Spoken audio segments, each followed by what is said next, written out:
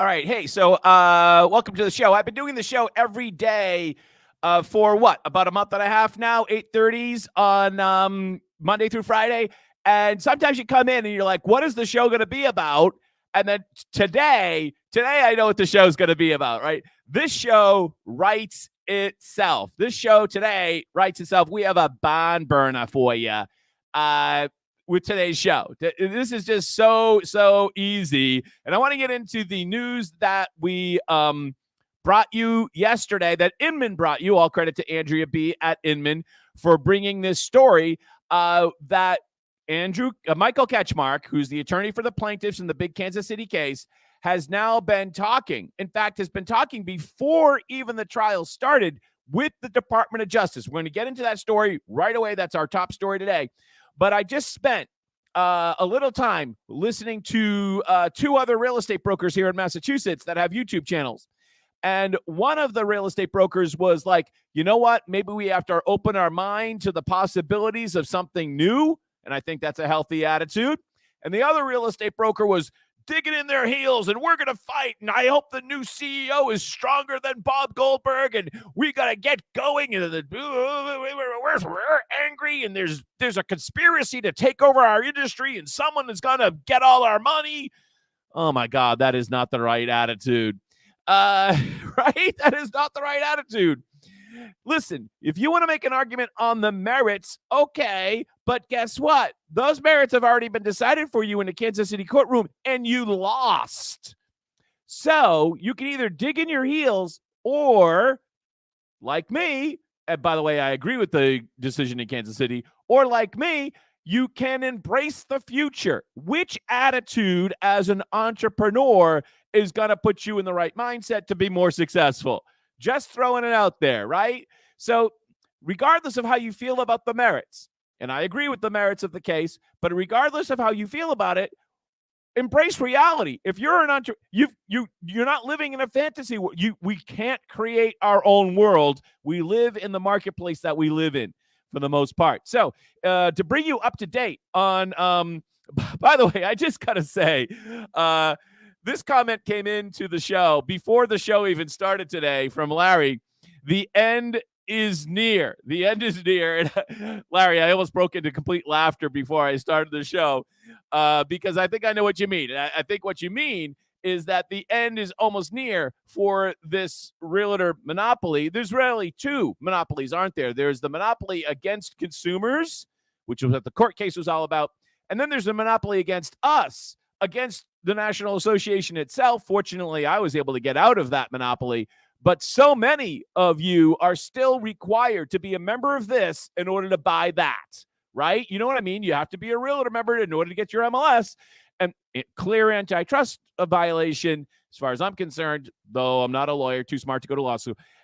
But yeah, both of those things are near the end. Thank you so much for your comment, Larry. So just a quick recap of the breaking news yesterday. Sitzer Burnett plaintiffs attorneys in talks with the Department of Justice, disrupting the NAR use of the multiple listing service as a vehicle for higher commissions is at the center of the talks. Michael Ketchmark, the lead attorney for the plaintiff, told Inman exclusively. Now, I want to scroll down because I'm guessing several of you watched yesterday's breaking video that I did yesterday afternoon. Actually made 4 videos yesterday. We are in alignment with what the Department of Justice wants, to make real estate part of the free market and to get NAR out of rigging the system. We think this is an opportunity for real change. Now, one thing that you should absolutely positively understand is that this news that the plaintiffs in Kansas City are in active and constructive talks with the Department of Justice is as big news as the verdict itself, because effectively this is going to be an issue, or this is an effort to nationalize the solution, whatever the solution is. And right, that's what this is. This is an effort to nationalize the solution. So what does the Department of Justice want, right? That's not the picture I want. What does the Department of Justice want?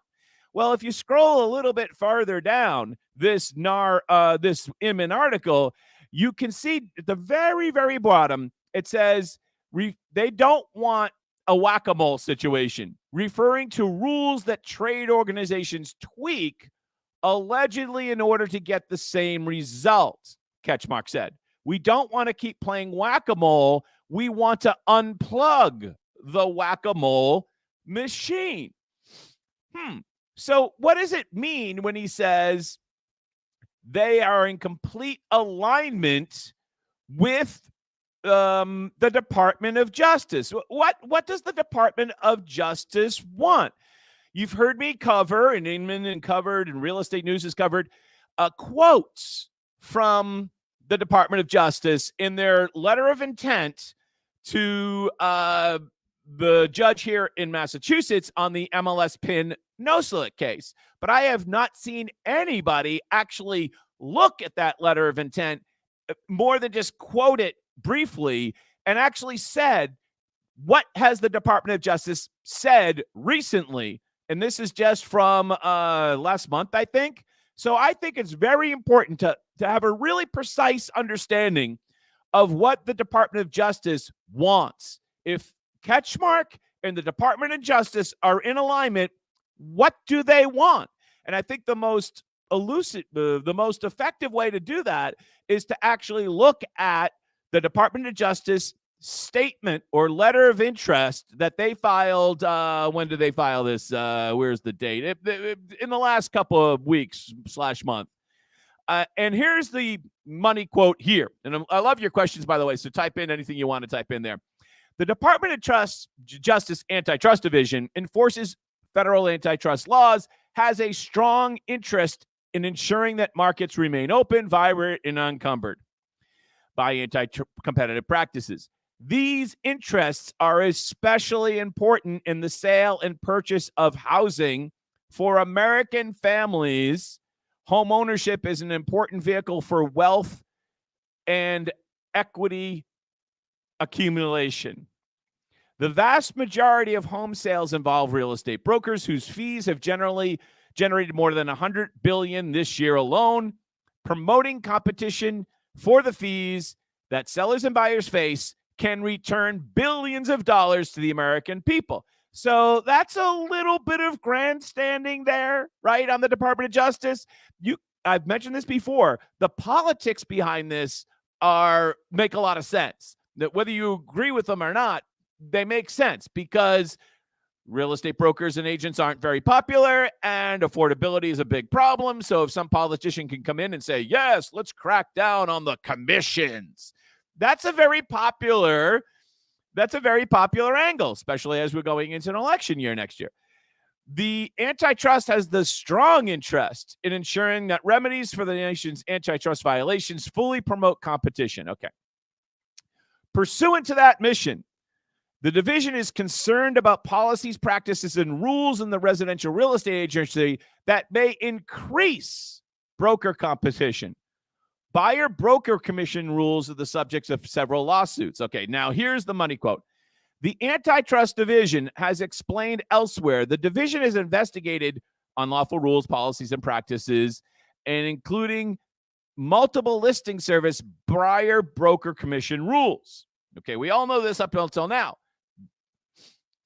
Such rules may curtail price competition among buyer brokers by effectively affording sellers brokers control over what buyers pay their brokers. So as you know, in a listing agreement, usually the buyer compensation is established by the listing agreement of which the buyer is not a party to. Potentially exacerbating these effects, buyer brokers could steer customers to higher commission listings or discourage sellers agents from offering lower commissions.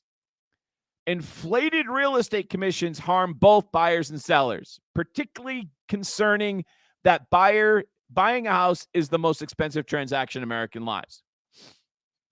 The United States, in other words, the most powerful organization ever created, it has significant concerns with the planned rules changes under the proposed settlement. So for those of you who don't know, here in the No Select MLS PIN case, which this letter is targeted to, they made the rule that commissions would be optional. In other words, you could pay 3%, 2%, or 0%.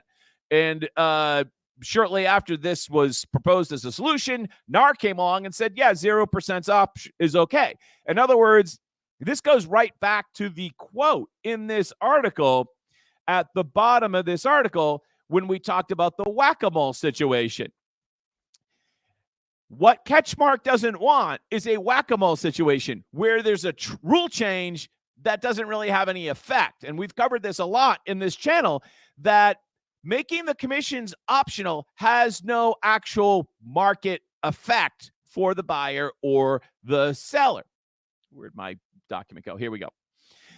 So Ketchmark wants to avoid that. And apparently, if you read it here, so does the Department of Justice. And here's a very important point. Merely tweaking the buyer-broker commission rule to allow 0% commissions does little to unfetter the market from anti-competitive conduct and pry open competition.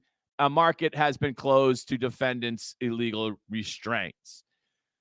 So it is quite clear, it is crystal clear that the Department of Justice, now reading this letter, the Department of Justice wants a system that looks like this, right? That looks like this. That didn't come out right. Let's try this. That looks like that. The DOJ, this is the Department of Justice plan, where the seller pays the seller agency and the buyer pays the buyer agency. And then the agents themselves get paid through the comp plan. That is the strategy. That is the strategy.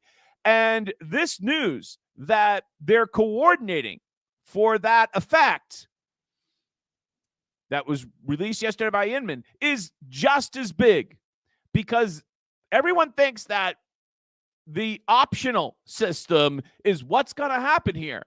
But I'm telling you, things are moving much, much quicker. I did not anticipate this move, that they'd actually be coordinating, assuming that this report is true. And of course, the Department of Justice is probably not going to comment on it at all, because that's kind of not the style, I don't think, of the antitrust division. But assuming this is true, and why wouldn't it be? Well, I mean, there's a couple of reasons why it wouldn't be but I think it is true. There's no reason why to believe it's not true. And that means that bifurcating these commissions is on a much faster track than I think the conventional wisdom is out there. So I'd love your input. Throw it in the comments. We might do a phone call later in this show if we have time. But at the very least, throw it in the comments. I love your comments. And thank you, Larry, for that one. That was a pretty funny quote earlier, before the show even happened. By the way, I got a question yesterday. There is a media campaign that is suggesting that a seller can enter into an agreement and decide to pay me X amount.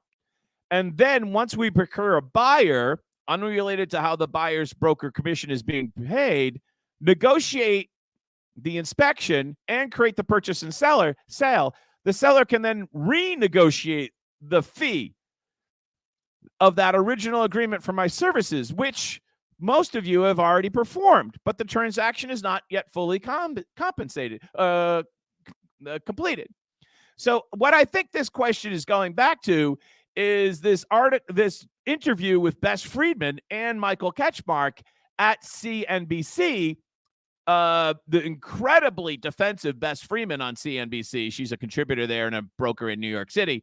Here she is, and here they are, I should say. That does a disservice to the consumer. What you're saying is really offensive, and I take America or commissions. It is not a cartel. I'm just telling you, it is not a cartel. Can you answer this question for me? Yes. Why are the commissions in the United States 2 to 3 times higher than the rest of the industrial? Listen, all commissions are negotiable. You can negotiate them at any time. There's nothing written in stone. There's nothing written in stone. I think your comment goes back to at least the spirit of this interview. By the way,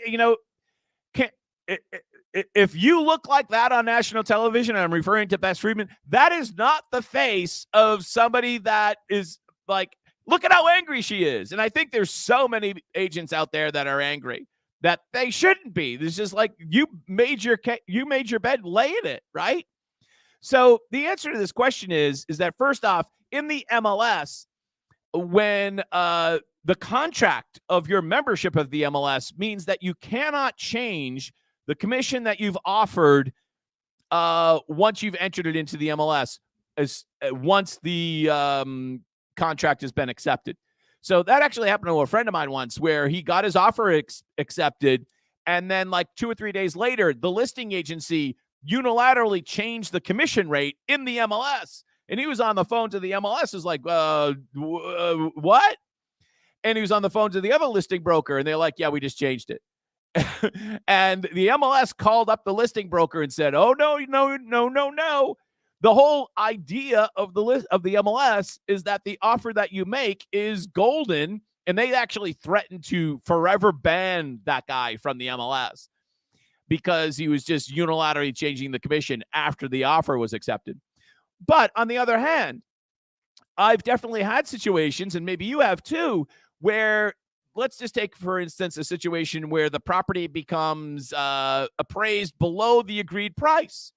And you get a call and say, and then somebody might be pitching you the idea, well, if you want the deal to stick, you're going to have to take a break on your commission. So instead of 10,000, both sides, you're going to make $5,000 instead of 10.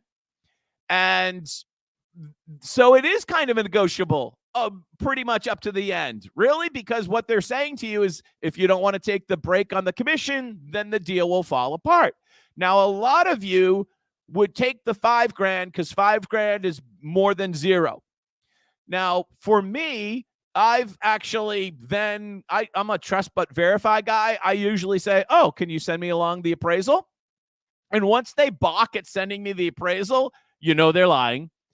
They're just trying to get a better price. They're still trying to negotiate. And then I usually always just say no. I don't really ever remember where I've accepted a lower commission. I'm sure I've done that, but it doesn't stick out in my mind. And I've just used it, but then they'll cry back, but the deal will fall apart. Okay.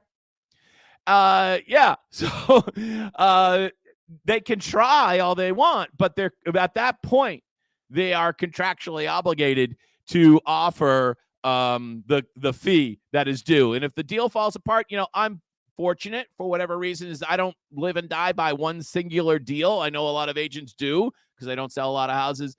But for me, I just say no. And you want to pay me the whole $10,000 because that's what you contractually, then great. And if the deal falls apart, well, sorry to hear that.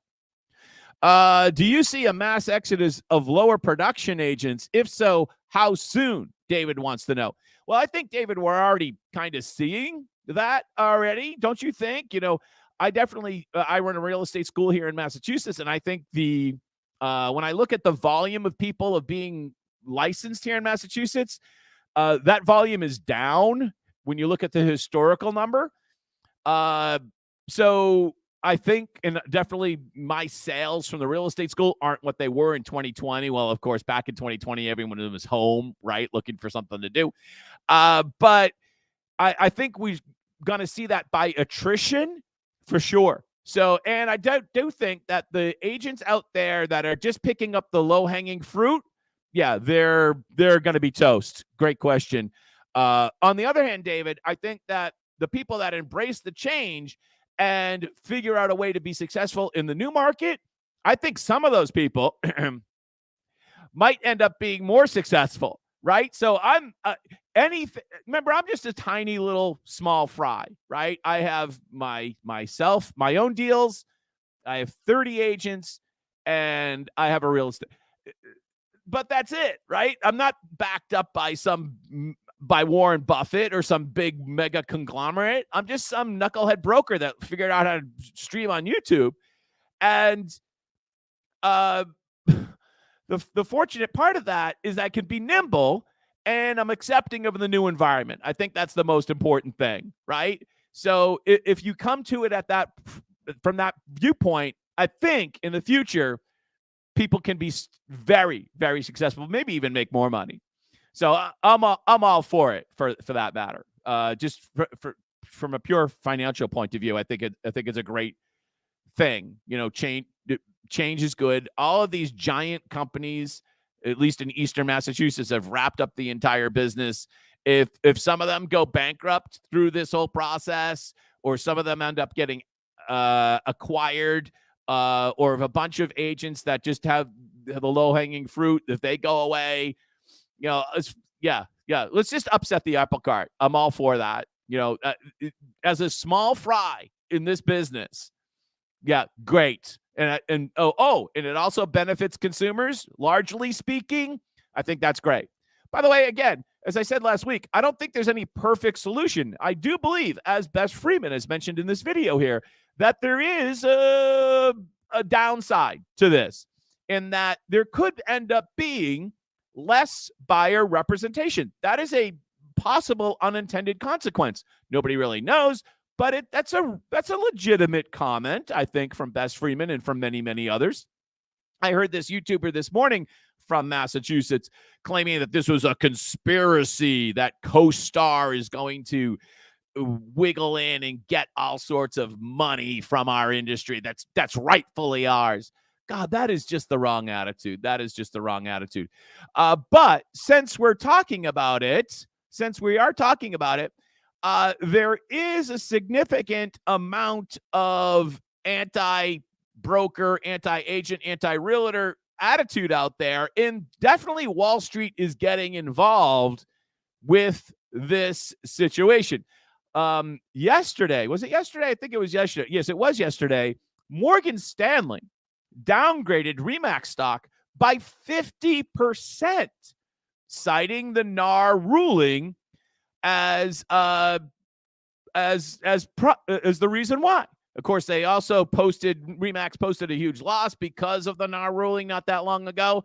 So Wall Street's starting to notice, and that means that there could be other players that come into our marketplace that maybe even bigger than Anywhere or Reology or Anywho, whatever they're called, and try to pick up a piece of the maybe not $100 billion pie. Maybe the pie goes down to $60 billion, but that's still a lot of money to be made, right? Maybe there's some people maybe this is going to bring in some other people that aren't in the business right now. And you definitely hear that from a lot of people that they're scared because they've been entitled. And I think it's time to change that. You've seen the Wall Street Journal about a month ago, 3 weeks ago, I should say, call the Realtor Association a cartel, as if it was like, something out of Narcos, right? Have you seen or heard the Wall Street Journal podcast?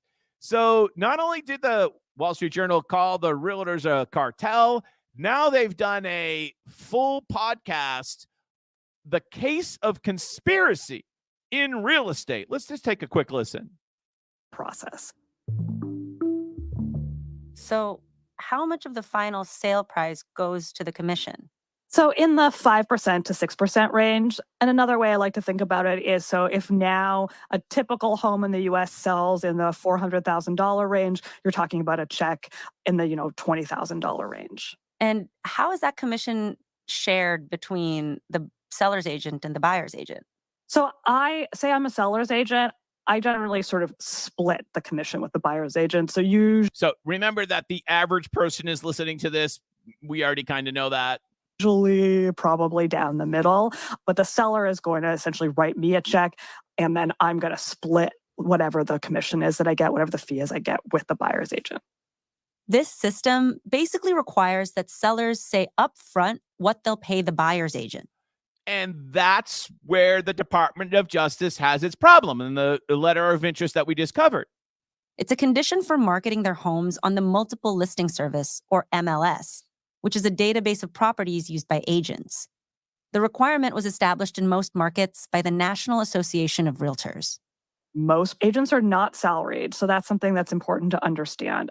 All right, so what they're saying here, basically, and people pay attention to the Wall Street Journal, what I'm going to tell you is that there's going to be copycat versions of this podcast, either as videos or podcast or written articles that people watch They look at the New York Times, the Wall Street Journal, the LA Times, the Washington Post for ways to take their content and then replicate it with a local angle, right? That happens all the time in media, where your local TV station is like, okay, what's the next consumer story we're going to do? Well, I don't know. The Wall Street Journal did this podcast about the real estate commissions. Let's do a local version of that. So expect a local version of this, because effectively the Wall Street Journal, New York Times, Washington, all those media outlets essentially serve as the assignment desk for local media outlets. And so that's what we're looking at. That's what we're looking at going forward. One thing that yesterday, oh, by the way, we got another comment. David had a follow-up here. David says, Amazon. Could Amazon be a player in the real estate industry? That's, I did not have a name at the top of my tongue when I said, but when I said other players, maybe Amazon. That's a really interesting. I don't have other people said that before. I have not thought of that. So all credit to you, David, for coming up with that comment. By the way, loving your comments, David and Larry, and anybody else that wants to type in a comment. We almost always read them on the show. So one thing that was said yesterday, which I gotta just call utter and absolute BS on, was Neil Kashkari, who's a member of the Federal Reserve. What is he, out of Minnesota, I think, said structural underbilling, not the Fed, broke the housing market, according to Fed President Kashkari. Fed President Kashkari, we have structurally underbuilt the number of units we need to meet the growing population, and that is the factor. So the whole affordability situation comes down to the free market being broken and that builders didn't build enough housing. It has nothing to do with the Federal Reserve or Congress way overspending. No. According to Neil Kashkari, it is the only factor is that the free market didn't work. And of course, what's his solution for when the free market doesn't work? Government's got to come in and do more. Haven't you done enough? Most policymakers look at the Fed and say, well, if I was Chairman Powell, I would do a much better job.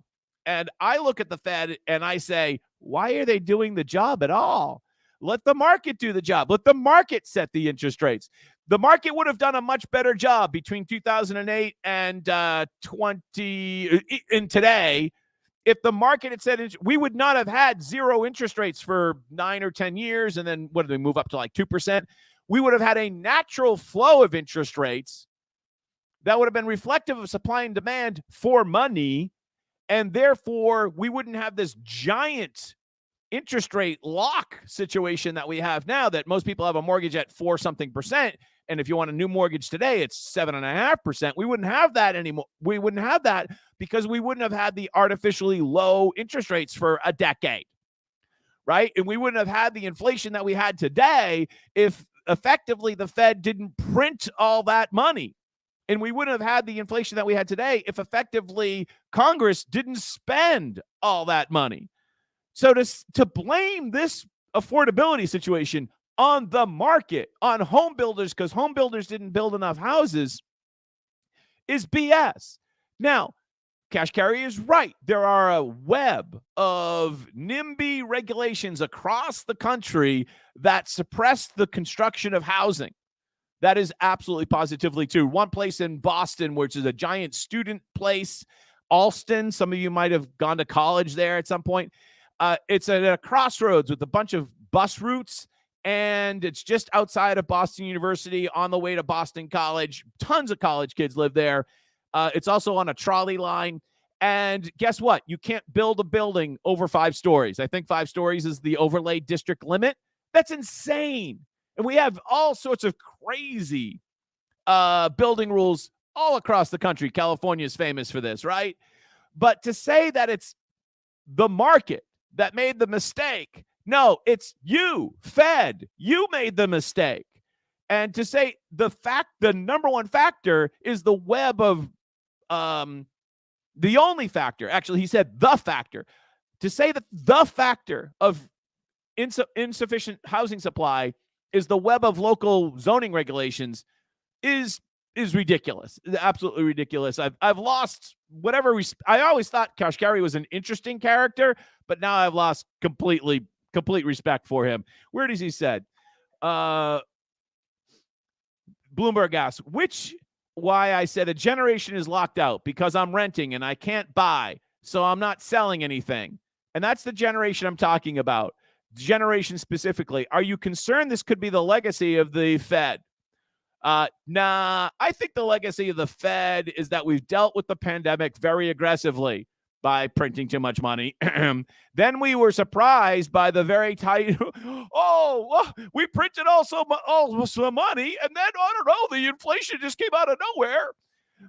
But then we moved very aggressively to bring inflation back down. We are nowhere near the 2% target now. So this is just BS. And when are we going to stand up? Sorry to get on my soapbox here and say, hey, you're part of the problem. In fact, you're the biggest part of the problem. All right. So, hey, let's take a look at our comments for today. Great video, Sharon. Thank you so much. Bill in New Hampshire. Then in 10 years, they'll be too large and broken into regionals. The lawyer life cycle continues. I'm not sure what you mean by they, but I'm guessing maybe you could tell me exactly what you mean by they. In 10 years, it will be too large and broken into regionals. The lawyer life cycle does continue. I will admit that. Yeah, right. Where is my class action settlement check? Here it is, Bill. As I've shown you before, $3.31. Didn't even know I was a member of the class action. The lawyer grift continues. So I think that's the end of today's show. God, I had a good time. And we will see you tomorrow. And as always, go make some money. Go make some money. Get out of here. Why are you watching this show? Have you made any money today? Go do it.